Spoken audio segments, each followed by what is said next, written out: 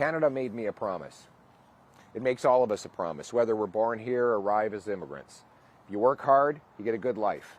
That anyone from anywhere can do anything. That hard work gets a powerful paycheck that buys affordable food and homes and safe neighborhoods.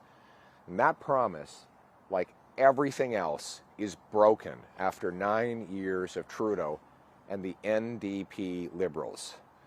Most of all, he broke our immigration system. Today's immigration flip-flop is a massive admission of failure by Justin Trudeau, an admission that he's not worth the cost or the corruption. With his own MPs working to throw him out, and less than a year from the carbon tax election, Trudeau has suddenly admitted that radical, uncontrolled immigration and policies related to it are partly to blame for joblessness, housing, and healthcare crises. In fact, let's remember, after 9 years of Trudeau, we have 1 in 10 Torontonians lined up at food banks.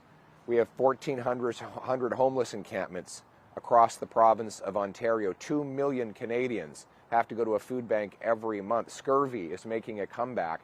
We have the worst economy in the G7. Everything is broken. And his immigration minister admits that that immigration is out of control after 9 years of Liberal policies. They increased population growth by 200% over the last several years alone. Now, Trudeau called anyone who disagreed with these radical policies racist. Now he's the one cutting immigration to pull back on the disastrous mistakes that he made. But worst, he destroyed the best immigration system in the world, a system that had a common sense consensus of conservatives and liberals for 150 years. Immigration was not even controversial before Trudeau came along. How did he do it? He left Roxham Road open for a year after President Biden offered to close it. He removed the visa requirement for Mexico, which caused an explosion of false and fraudulent refugee claims. And he allowed rampant fraud and abuse in the international student program, which has seen as many as 26 kids living in one Brampton basement and countless losing their lives to drugs, gangs, and other chaos on our streets, sent back in body bags to countries like India. He allowed ISIS terrorists into Canada, who then went on to try and attack Jews and other Canadian citizens. He's presided over a 251% increase in police-reported hate crimes. None of these decisions, by the way, were designed to bring workers to help with the COVID labor shortage, because none of those programs are labor programs. Roxham Road is not a labor program. Refugee claimants are not part of a labor program. International students are not supposed to be for labor, but for study. So this excuse is total nonsense. Trudeau's last-minute, pre-election reversal cannot be believed. He can't fix the immigration system that he broke. And he now says he's going to cap immigration. Well, what else has he said he's going to cap? He said 6 months ago he was going to cap the number of temporary residents in this country to 5% of our population. Since that time, it's gone up to 7.3%.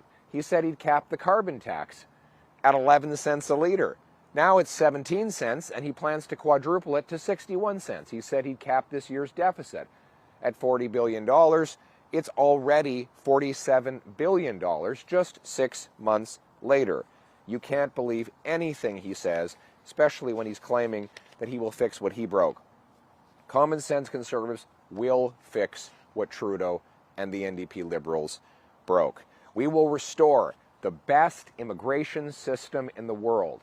We will stop the illegal arrival of false refugee claimants by securing our borders, our ports, and our airports. We will end the abuse in the temporary foreign worker program, the international student program, and the refugee program. We will cap population growth so that it is always below the growth in housing, healthcare, and jobs. And we will, speaking of healthcare, we've got 20,000 immigrant doctors, 32,000 immigrant nurses in Canada today who cannot work because they can't get a license. We will create in the professions, what we did as a country in the trades 7 decades ago. We will create a national licensing standard. Provinces can voluntarily adopt a blue seal, so immigrant doctors and nurses can take a test, prove they're qualified, and get to work reducing those wait times in our hospitals. We will screen people coming in to keep terrorists and criminals out and allow law-abiding people into our country. And when they get here, they will see that the Canadian promise is restored, a promise that anyone from anywhere can do anything, where it doesn't matter where you come from, it matters where you're going. It doesn't matter who you knew, it matters what you can do. A country where hard work gets you a powerful paycheck, that buys affordable food, gas, and homes in safe neighborhoods. To do it, we will have a common sense plan to axe the tax, build the homes, fix the budget, stop the crime, and repair our broken immigration system. Let's bring it home.